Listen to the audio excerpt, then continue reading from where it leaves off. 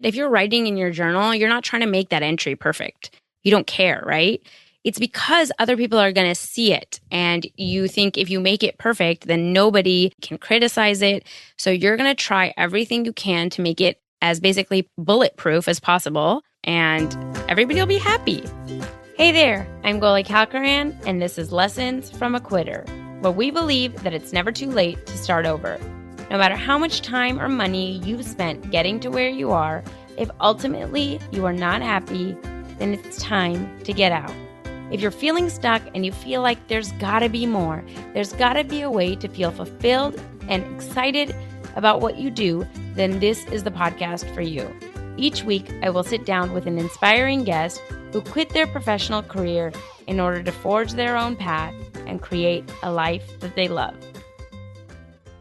Hello, my beautiful friends. Welcome to another episode of Lessons from a Quitter.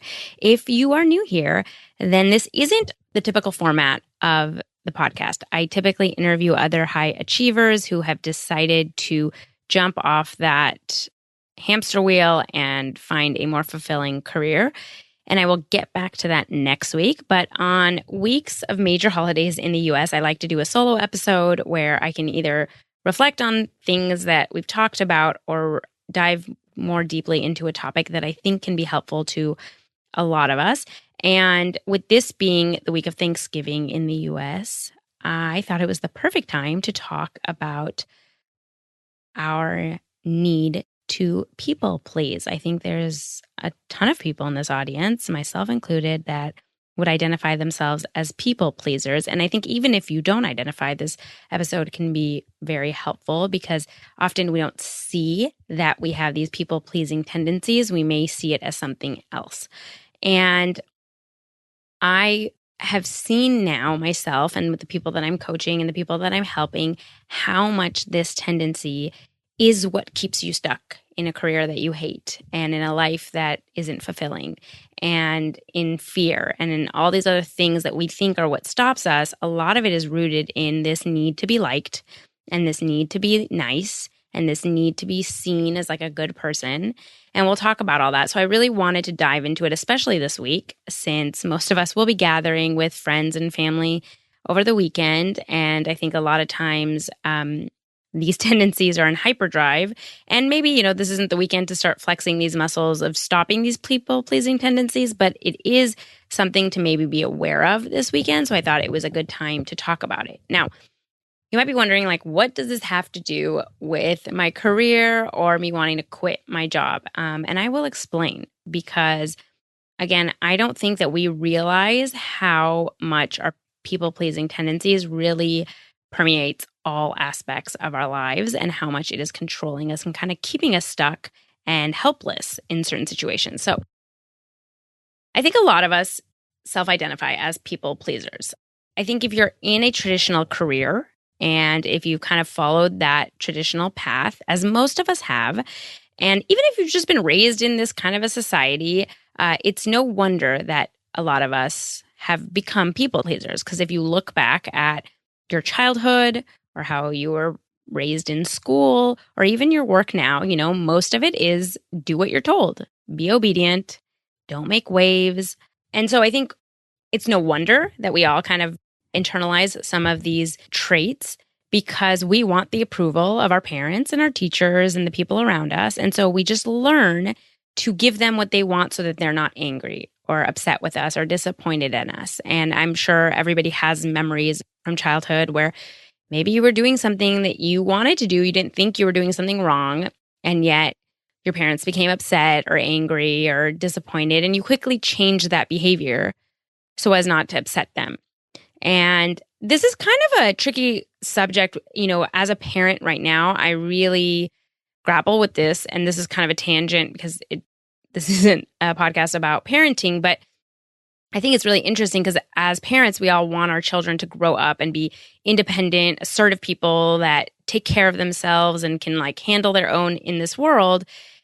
But that's almost impossible because we constantly expect them to just obey us. And so you're raising them in a way that doesn't really call for being assertive and standing up for yourself. Again, it's a difficult line to walk because children make such terrible decisions and you want to protect them from themselves. And we know best. And it's just so much easier if they just listen, and I go through this a lot with my children, but I think about it sometimes like if my son is telling me he doesn't want to eat his dinner and he's not hungry, if I'm forcing him to eat it because it is time for dinner and I think that he should be hungry, like what message am I sending him? That he doesn't know what his body is feeling and that I know better and that he should do what I tell him if he doesn't want me to get upset. And again, I'm in no way saying that I've mastered this. I still want my children to just listen to what I say, but it's something to think about. But I think for the rest of us, like in previous generations, it wasn't really even thought of. And so we all kind of grew up in a way where it was really expected that we just listen to what we are told to do. And so we internalize these behaviors. Now, this desire to want approval or to be liked or loved or to be nice is obviously natural. We're pack animals. We are evolutionarily wired to want to be a part of a group, and it is usually a necessity for survival. So it's understandable that we have this desire to want to be liked. But the problem is that that desire has turned into a necessity that we will try to obtain at all costs, if that means really making ourselves even invisible and forgetting everything that maybe we are entitled to, like our opinions or, our happiness, so that other people aren't upset. And what I think happens is that we think that if somebody isn't happy with us, if somebody doesn't like us, then that somehow means that we're not nice, that we're mean, that we're a bad person, that we're not worthy of love. Like, obviously, we may not consciously think these thoughts, but we have equated it with that. And so there's this severe need to be liked because we don't want to feel like we're a bad person. So one of the things I wanted to talk about, though, is that how that shows up in our life, because I think that we all realize just the general ways of like people pleasing. Like, we understand that it might be that you go with the flow, you don't want to make things difficult, you are overly agreeable, you don't say no easily, you don't put up good boundaries, you avoid disagreeing with someone, like even if you think they're wrong, you're just not going to say anything. All of that stuff we kind of understand. I think there's a lot of subtle ways that maybe we don't see it being people pleasing. We constantly replay conversations in our head over and over again, like going over and thinking, why did I say that? Or getting a lot of anxiety about how we handle ourselves in conversations. We have difficulty ending things like conversations. So if you've ever been stuck at a party and talking to someone for like an hour longer than you wanted to, it's because like you didn't want to be mean and try to walk away and salvage the rest of your night. You just would rather stay there so that person doesn't get upset. But it's not just conversations, right? So many people end up staying in relationships for months or even years longer than they should because they don't want the other person to be upset, or maybe family members or whatnot. And so they would rather just sacrifice their own happiness so that they are not upsetting other people. The same thing with jobs. I can't tell you how many people I've talked to, and now in my coaching program that I see that are so worried about their boss being upset that they're going to quit. So they stay somewhere that's either toxic or just not good for them. And they know, I think rationally, they understand that their boss would fire them if they had to. Like, this is business. And yet they feel so responsible for that person's emotions and not being seen as like a mean person for leaving them or leaving their coworkers with more work or whatnot, that they end up staying for so much longer just because they don't want to rock this boat. I think women tend to do this a lot more because we are just socialized to not be assertive. We are told that we're bossy and aggressive and overly emotional. And so we learn to just kind of hide all of that. God forbid that we are humans and have emotions. We just like learn to really be agreeable, like overly agreeable with people.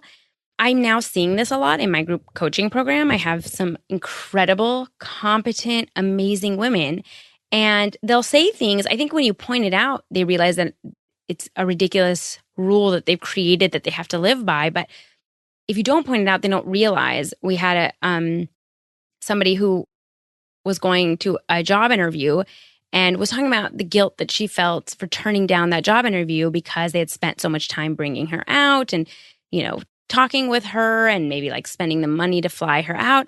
And she felt obligated almost to maybe take this job because she put them out, And it's, again, I think somebody that has really done a lot of the inner work and the thought work of controlling their own mind kind of could realize that this is the way job interviews work. Like they give you an offer and you are perfectly allowed to accept or deny depending on whether it works for you. But when we don't check that, we start feeling responsible for how other people feel, and we don't want anyone to have a negative emotion. And so we end up doing things that seem crazy, like taking a job that you don't want, or a million other things, staying in a relationship you don't want to, just because you don't want to upset that person. Hey, we'll jump back into the episode in 1 second. I just wanted to let you know that I'm going to be holding a free webinar on December 10th and 11th to go through the 5 steps that you need to take to go from being stuck in a career that you hate to well on your way to a new path that you love. It is the exact framework that we worked through in my group coaching program called Stuck to Strategy, and I want to share it with you. So if you're interested in starting off 2020 with a bang and you want to have a framework, join the webinar at quitterclub.com/webinar. All right, now back to the episode. There's some other ways that I think people pleasing really does permeate our lives. One is overachieving. I'm sure a lot of you self-identify as an overachiever, and it really takes taking a step back and looking at that behavior and seeing, why do you need to keep achieving? And it's because when you were younger and you started achieving stuff, you got praised, and that praise felt really good. And people liked you, and your parents were happy, and your teachers were happy. And all of a sudden you learned that if you start achieving what society tells you is good, then people will look on that favorably and people will like you and you will please them and you will please your family and you will please your spouse and whatever, all this other stuff that goes along with it. And so you just put your head down and you started grinding to achieve more and more. And so many of us achieve these things at great harm to ourselves. We sacrifice years, full of pain and anxiety and sleeplessness and stress to go to these schools or to get these degrees or whatever, without ever even looking up and thinking like, what do I want? Do I want this? Do I not? And so many of us have ended up in this space because of these tendencies, because we just so badly want to be liked and we want to do the right thing and we want people to think we're good. So we end up in a place where we look up and we're like, this is not at all what I want. And how did I end up here? And I think it's worth noting where that stuff comes from. Perfectionist tendencies is another one. I think that we think we're perfectionists for a lot of different reasons. We think like we just have this high standard of, workmanship and like we want things to be great. But that's not really it. Because like if no one's going to see it, if you're writing in your journal, you're not trying to make that entry perfect. You don't care, right? It's because other people are going to see it. And you think if you make it perfect, then nobody will be upset about it. Nobody will get mad that your work is not as good as they think it should be. Nobody can criticize it. So you're going to try everything you can to make it as basically bulletproof as possible. And then that way you can't be criticized and everybody will be happy. So, without being conscious of it, then everything we do has to be perfect. And so we become obsessive over making these things a way that like won't ever not harm anybody, but nobody can find anything to object to. I think the reason that becomes really important, especially in the job sphere, is that we start losing ourselves. So think about times when like somebody asks you where you want to go to lunch. Like a very common response is like, I don't care. And I do this all the time. And I really got to a place where I was like, I really don't care. But what happens there is like after so often, you stop kind of having opinions. You've so trained yourself to feel like it doesn't matter what you think, it doesn't matter what you feel, that nothing matters, right? And obviously you have an opinion underlying, like if you're by yourself going to lunch, you're going to have to pick somewhere. So what is that choice that you're going to make? And yet we don't realize this. And so we become just like we start losing ourselves little by little. And I see this a lot when people are quitting their careers. And I went through this same experience. If you listen to the first episode, when I was quitting law, I literally felt like I have no idea what else I like to do because I'd spent so long trying to achieve and people please and do what everybody wanted me to do that I forgot what I like. And it doesn't mean it's not there. And that's what I like to tell people when they say, like, I don't like anything else. That's not true. Of course you do. You have millions of interests. It's just that you haven't given yourself any space for so long. Like, you've tried to make yourself as small as possible so as not to offend anybody or bother them, that you have forgotten at the core of you, like, what makes you feel alive, what makes you light up. And it really takes doing some of this work to kind of get back in touch with that and figure out what that is for you. And so I would like to wrap this up kind of giving a little bit of maybe direction on what you can do. Because I think that, I know when I started doing a lot of thought work and working on my mindset, the whole people pleasing and needing to be liked, I remember thinking, like, there's no way I'll ever change that. Like, it's such a vital part of who I am. And I so desperately need that validation that I don't think there's anything I can do to change that behavior. I've actually been surprised at how quickly I have been able to change it. And it's not that I don't have the need to be liked. I still very much want to be liked by people. What has happened is that I have stopped caring if they don't like me. Like, I still want to, but if you don't, it's not going to affect me as much. And I'll tell you how I kind of got to that. Well, the first thing is that you have to become aware of your thoughts. Most of us don't even know we're doing this stuff. We don't even realize that we have these people-pleasing tendencies that are so deeply ingrained in every aspect of our day, of our life. So it really requires just becoming aware. So maybe just even when you're going into this Thanksgiving weekend, see how many times you try to get people's approval. Like, how many times you just go with what someone else says? How many times you just try to be agreeable? How many times are you thinking an opinion that you would like to express, but you stop yourself because you think it doesn't matter, or it might upset someone, or maybe it's not funny enough, or whatever it is, you stop yourself from being able to contribute. How many times do you apologize when you shouldn't be apologizing? A funny story, a couple months ago, I literally walked into a wall and I apologized to the wall, like, reflexively, because we're so ingrained in us to be apologetic. And I obviously realized I have a huge problem. And I think it's just becoming aware of that. When the next time someone asks you a question, try to give a definitive answer right then. If they ask you where you want to go to lunch, see how hard it is for you to come up with an answer right then and there and not worry about what their answer would be. If someone wants to meet you somewhere, pick the place immediately. And I know these sound silly, but it's like these little things are actually really hard for a lot of us. So I think the first step is just becoming aware. But I think beyond that, what has helped me a lot is understanding where that guilt comes once I want to say no to something, or once I want to speak up for myself. And then I think maybe somebody got upset. Before, I would feel very guilty. And two things have helped. One is just reframing, what is guilt? So Cara Lowenthal, who has her own podcast called Unf Your Brain, who has helped me tremendously because her framing of these issues is just so digestible and easy to understand. You should check out her podcast, and she will be on the show in a couple of weeks, which I'm so excited about. But she defined the difference between good and bad guilt. Obviously, guilt is a emotion that we all need because it provides rules for what is acceptable in society and what is not, right? Like, if you beat your child, you probably should feel guilty, right? So that it maybe stops you from doing that because it's not an acceptable behavior. And so in certain situations, we want people to feel guilty. The problem is that it's kind of become overrun and we feel guilty about everything.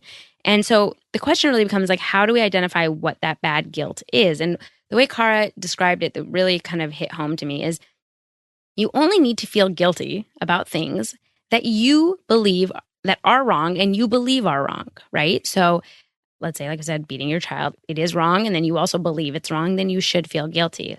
An example she gives is jaywalking. It is technically wrong, it's illegal in a lot of places, but most of us don't feel guilty because it's really not that big of a deal. We don't think that it's a wrong action, right?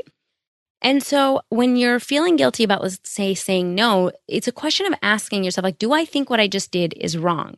For instance, if your friend asks you to hang out on Friday night and you don't have any other plans, and you just think you should say yes because that's the nice thing to do, but you don't want to. It's been a long week. You're exhausted. You just want to go home. But if you say no, you feel guilty. I think one way of questioning that is, am I doing something wrong by saying that I want some space for myself and I want some time to recover. And it has nothing to do with my friend or not liking her or whatever, but like this is what I need in order to feel healthy and give myself space. I mean, obviously the answer becomes no, like you're not doing anything wrong by taking space for yourself. But so often we don't even get there because we just, once we say no, we think we've hurt our friend. And so we just feel guilty. Like we should have just done this thing to make them happy. And I think it's really helped me a lot of times. Like as soon as I'm feeling guilty, I ask myself, like, did I just do something wrong? And if I don't think I did something wrong, then I put an end to that guilt, like right then. I'm like, no, this is nothing that I need to feel guilty about. And it actually has helped a lot.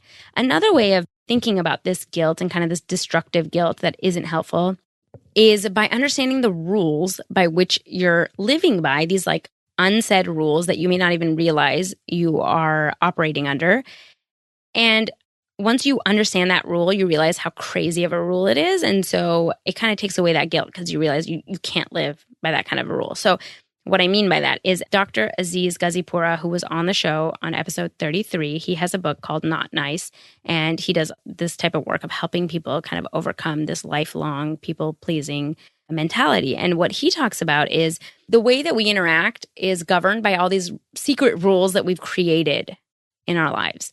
And in his book, he talks about in Not Nice, which you should all read and I'll link to, he talks about, like, for instance, a situation, like let's say your coworker comes up and interrupts you all the time to talk and you don't really even want to talk to him, but you like can't say no. So you just end up interrupting your day or interrupting your workflow in order to have all these mini conversations. Okay, well, the rule that you're operating by is that I should always listen to my coworker when they come by because if I send them away, then they'll feel hurt and lonely. And it's never okay to make someone feel like that.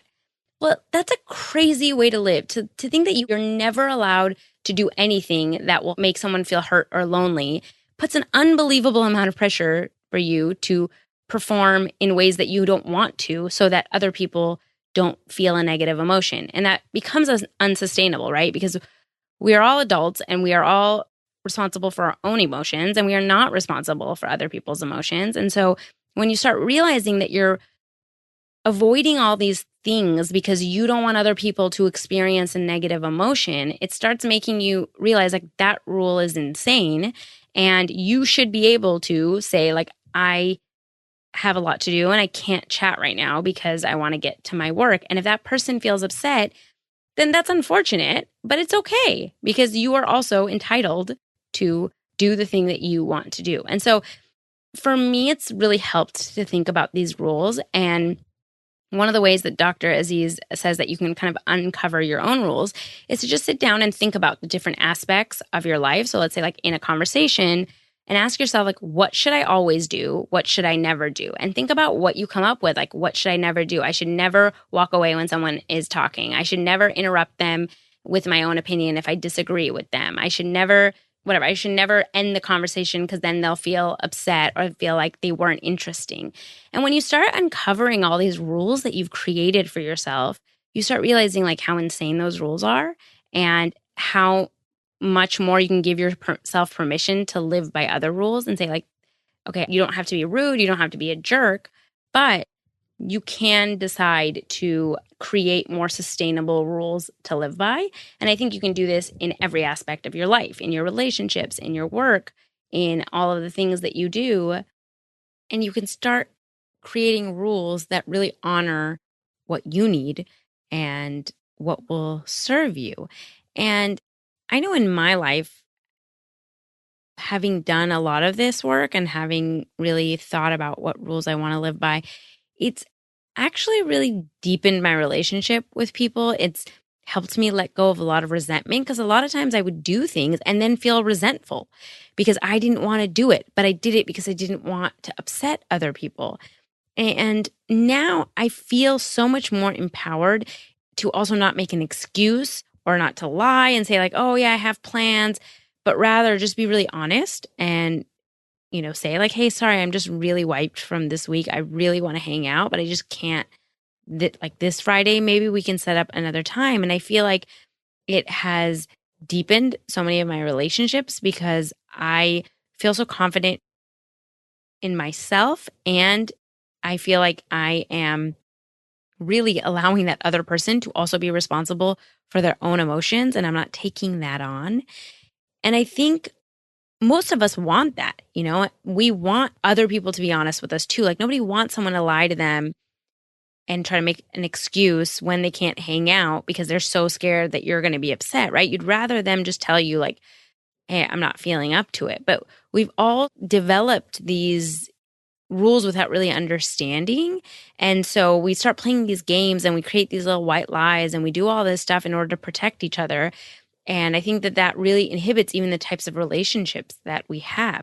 And so I really encourage you to sit down and do this exercise and think about the rules that you have created, especially in your workplace, especially in your relationships, and start thinking about how you can change those rules to honor yourself a little more and allow your opinion to come out more. Because with each instant that you stand up for yourself or you listen to yourself or you allow your intuition to kind of speak up and tell you what you need, you start finding more and more of yourself. You start figuring out what it is that actually is important to you, what it is that lights you up, what you want. And that changes everything, not just in your career, but in your life, right? And so that helps you on the road of figuring out like, what is it that I really want to do for the rest of my life? What do I want my life to look like?